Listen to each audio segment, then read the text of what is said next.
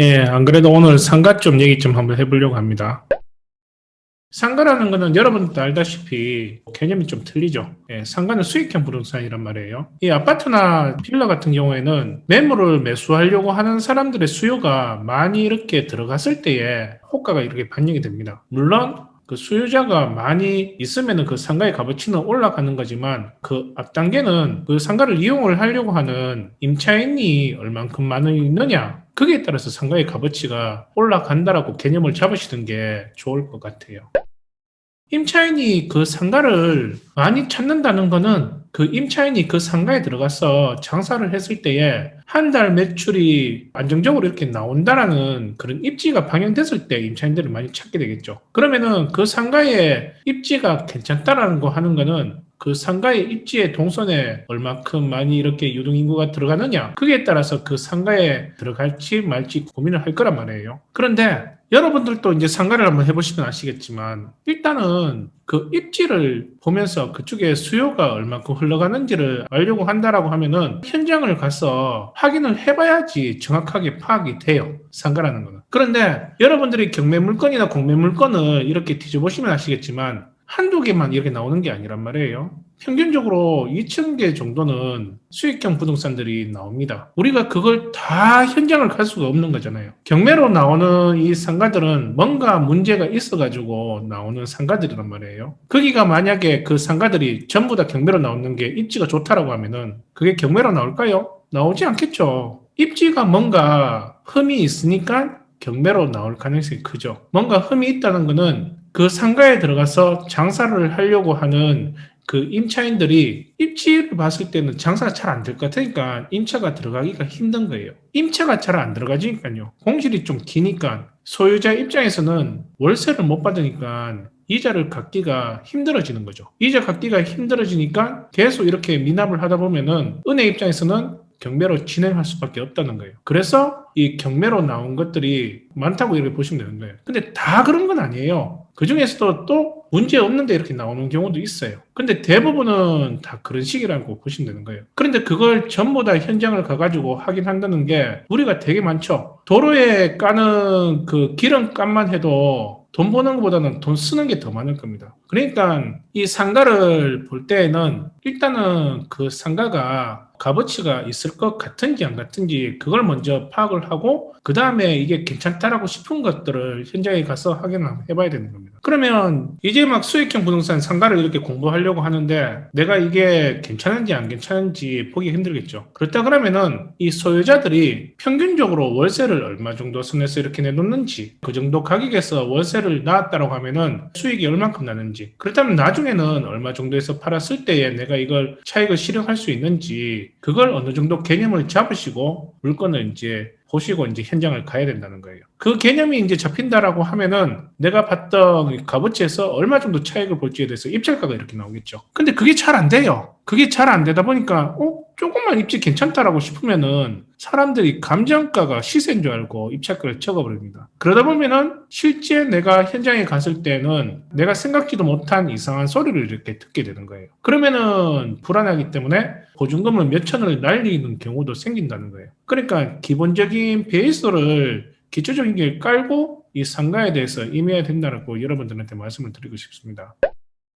오늘 제가 여러분들한테 보여줄 이 상가는 5개 정도 이렇게 되는데요. 여러분들이 문의했던 물건들 중에서 이거는 여러분들하고 같이 봐도 상관이 없다라고 이렇게 했던 물건들을 한 5개를 한번 뽑아봤어요. 그런 물건들을 보면서 이 물건은 어떻게 생겼고 어느 정도의 우리가 시세를 파악해야 되는지 한번 확인해보고 같이 생각해보는 시간을 한번 가져볼게요. 자, 첫 번째 물건 같은 경우에는 여주에 있는 상가입니다. 전용 면적이 33평이에요. 감정가는 5억 7,900인데 3번 유찰해가지고 1억 9,859만 7천에서 시작하는 물건입니다. 권리관계는 크게 문제될 건 없고요. 1층에 있는 상가인데 여기 보시면은 여주 아울렛이라고 이렇게 적혀 있어요. 여주 아울렛은 몇 번은 이렇게 지나가면서 그쪽에서 옷도 구경하고 물건도 사고 밥도 이렇게 먹는 것 같아요. 근데 이 여주 아울렛을 이렇게 보면은 신세계에서 운영하는 프리미엄 아울렛이 있고요. 그리고 개인적으로 이렇게 운영하는 이 아울렛이 있습니다. 여기는 신세계가 이제 관리하다 보니까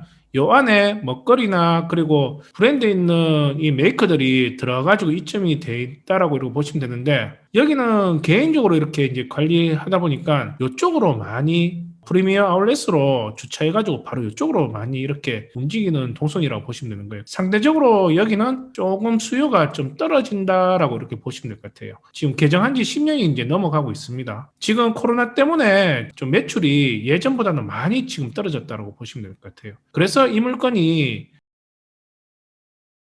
매물을 이렇게 찾아보니까 월세 나와 있는 매물이나 아니면 그냥 매도하려고 하는 그런 매물을 찾아보니까 매물이 지금 안 나와 있어요. 이거는 월세를 얼마 정도 이렇게 놔야 될지 확실하게 이거는 가늠이 안 됩니다. 이거는 현장을 한번 가든지 아니면 이쪽에 지금 현수막을 보고 월세를 얼마 정도 이렇게 놓으려고 하는지 그걸 한번 문의는 한번 해봐야 될 것 같은데, 여기 지금 이 물건 같은 경우에는 소유자가 12년도에 분양을 받았는 것 같아요. 준공했는 게 12년도니까 이때 그냥 분양을 받아가지고 이걸 구입을 했는 것 같은데 4억 3천에 구입을 했어요. 그리고 대출을 받았는 게 실질적으로 3억 7천을 대출을 받았습니다. 4억 2천은 설정 금액이고 3억 7천이면은 4억 3천에 이렇게 구입해가지고 3억 7천에 받았다 그러면은 대출을 꽤 잘 받았는 겁니다. 거진 85% 이상은 대출이 나왔다고 보시면 되는 거예요. 그러면은 대출을 3.5%만 이렇게 생각해도 거진 100만 원이 넘어갑니다. 100만 원이 넘어간다라고 하면은 월세를 놓는다 그러면은 월세를 얼마 정도 놔야 될 것 같아요? 내가 지금 이자를 100만 원 넘게 이렇게 내는데 100만 원 이렇게 월세 받으면 안 되겠죠? 못해도 200만 원에서 250만 원을 이렇게 받아야 됩니다. 그런데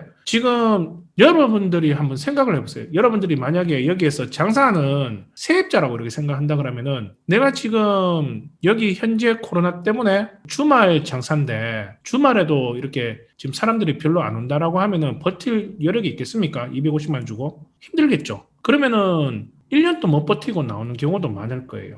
자기 상가면은 버티는 게 좀 오래 갈 수도 있어요. 그런데 내가 임차인이라고 생각한다 그러면은 200만에서 250만 원 그냥 관리비 빼고 고정적으로 이렇게 나간다라고 하면은 버틸 시간이 안 될 겁니다. 그러면은 여기는 공실이 될 가능성이 크겠죠. 그래서 현재 여기는 보시면은 공실입니다. 지금 임대 문의한다라고 현수막도 이렇게 걸어놨죠. 그런데 이게 좀 괜찮은 게 여기 2층은 롯데리아하고 미소라는 음식점이 이렇게 있어요. 이쪽 구역 같은 경우에는 음식점이 몇 개 없어요. 할 수만 있다라고 하면은 요 밑에는 커피숍을 이렇게 집어여도 되지 않을까라는 생각이 들고요.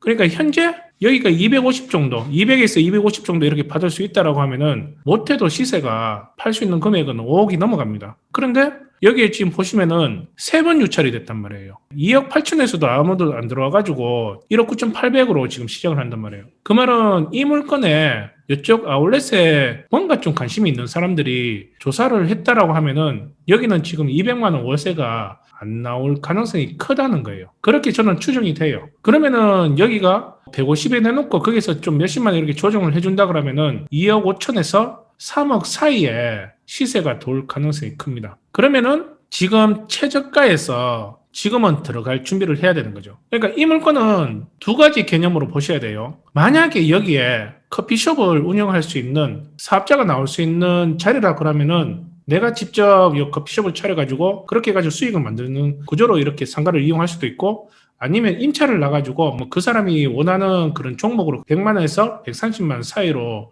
월세 수익을 이렇게 뽑을 수도 있는 거고요. 그런 구조로 이렇게 들어가야 될 물건처럼 이렇게 보입니다. 그러면은 이거는 2억 5천에서 3억 정도 사이에 나중에 팔 수 있는 물건이 된다는 거예요. 이 당시에 지금 현 소유자가 4억 3천에 이렇게 받았을 때는 충분히 여기는 신세계가 운영하는 프리미엄 모다 아울렛가 이렇게 크게 들어오고 그 여파로 그 바로 옆에 있는 여기 이 지역도 수요가 그래도 여기는 좀 흘러 들어오겠지라고 생각해가지고 200에서 250 정도는 월세가 돌겠구나 생각하고 이 물건을 받았는데 지금 10년이 이렇게 넘어가면서 지금 제대로 못 커가지고 예전에 비하면은 떨어져 있는 물건이라고 보시면 되는 거예요. 아까도 얘기했지만 상가는 임차인들이 월세를 얼만큼 이렇게 이 상가에 주느냐에 따라서 이 상가의 값어치가 만들어진다라고 보시면 되는 거예요. 아니면은 내가 직접 운영해가지고 이 상가의 수익을 극대화시키는 거예요. 그래서 이쪽에 수익을 극대화시켜가지고 상가의 값어치를 올릴 수 있다라고 하면 그렇게 올리는 것도 좋은 방법인데, 내가 만약 운영을 한다라고 하면은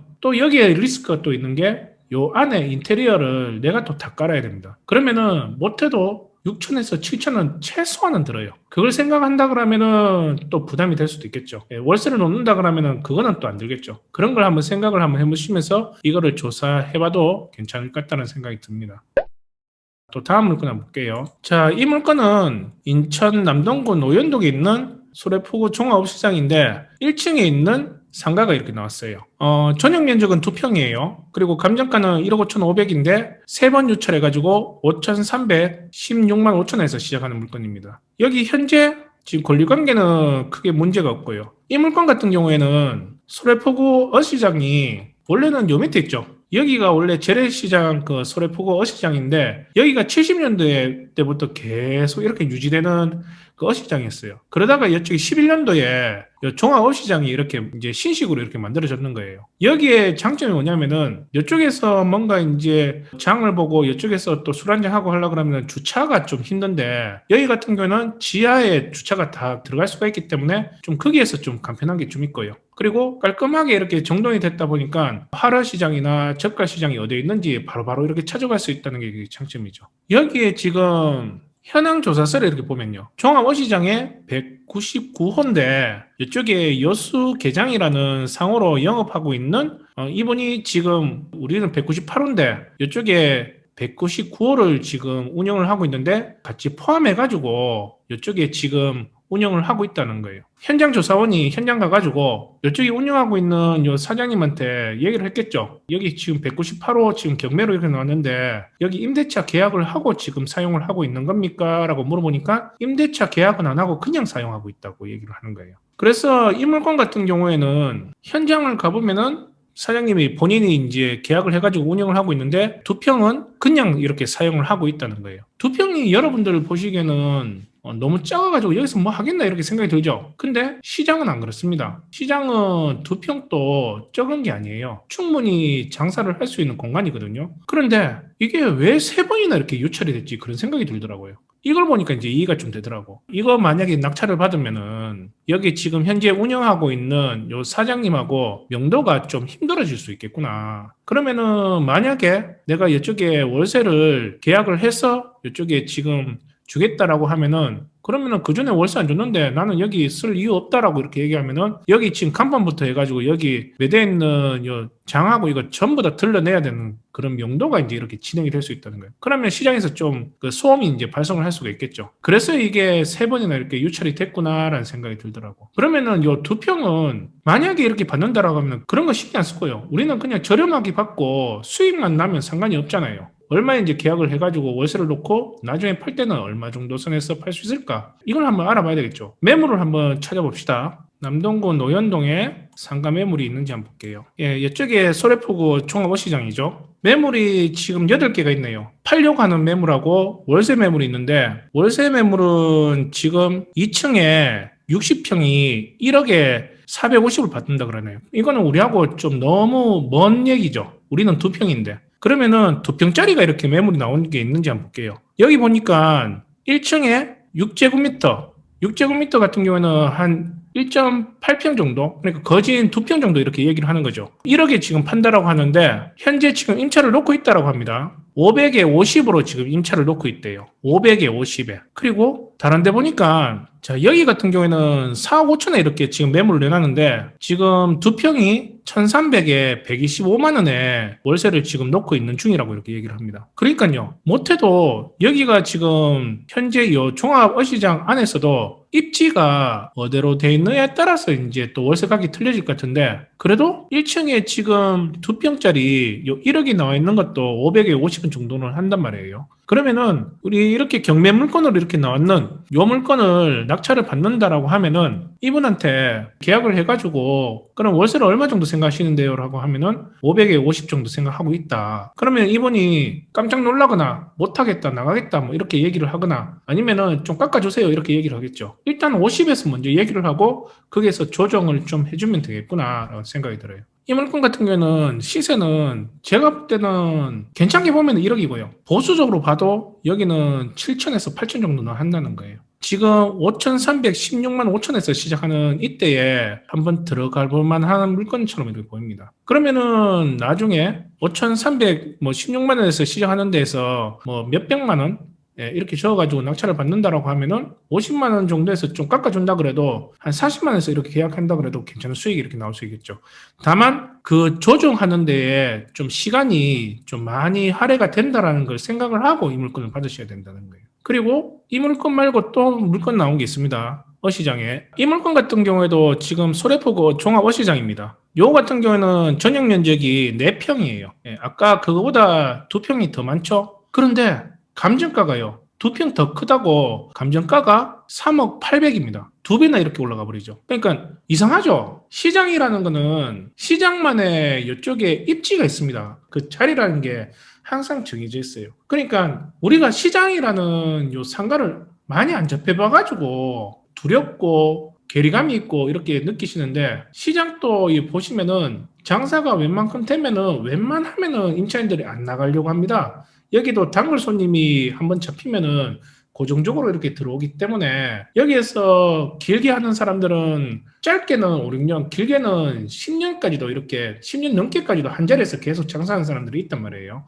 그러니까 시장 상가에 월세를 조금씩만 올려도 나중에는 시장 상가의 수익률이 크게 이렇게 돌아옵니다. 그러니까 상가 자리가 무한정으로 있는 게 아니고 유한정으로 있기 때문에 이게 몇 평 차인데도 가격대가 크게 올라갈 수밖에 없다는 거예요. 자, 그러니까 이 4평이 지금 감정가가 3억 8백이에요. 그런데 지금 두 번 유찰해가지고 1억 5천 92만 원 시작하네요. 여기 보니까 한 명이 들어왔어요. 이게 한 번 유찰해가지고 2억 1,560만 원에 시작하는 요때 들어와가지고 여기에서 한 100만 원 더 적어가지고 낙찰을 받았어요. 그런데 미납을 했네요. 뭐가 문제가 있었을까? 왜 미납을 했을까? 그런데 여기에 아무도 안 들어와가지고 지금 1억 5백에 지금 시작하는 물건입니다. 자, 이 물건은 대항력이 있어요. 만약에 이 물건을 받는다 그러면 이 보증금은 우리가 인수를 해야 되는 겁니다. 인수하면 되죠, 뭐. 해봐야 보증금이 800밖에 안 돼.